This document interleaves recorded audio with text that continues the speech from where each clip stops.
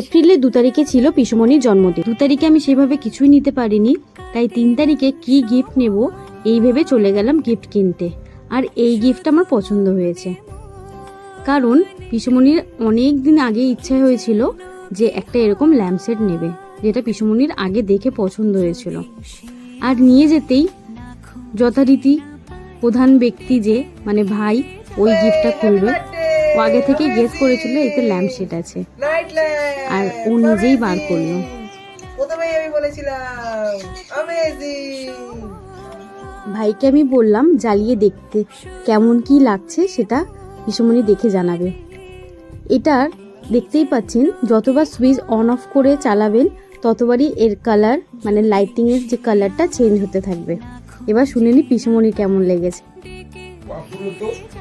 গিফটটা আমার খুব পছন্দ হয়েছে, বললে ভাঙবে এটা? খুবই সুন্দর আর খুবই পছন্দের জিনিস, আমার খুবই পছন্দ হয়েছে।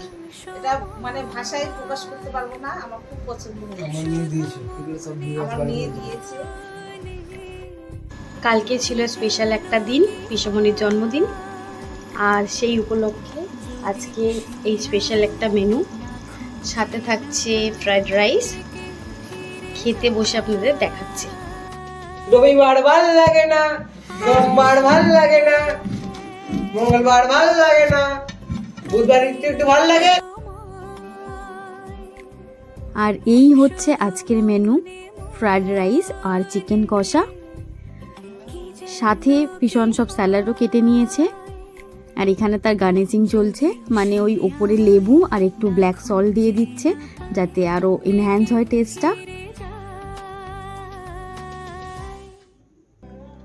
আর এখানে বাকি আমাদের প্লেটসগুলো সব রেডি, এই খাবার হচ্ছে জন্য আমাদের সব কিছু তৈরি হয়ে গেছে।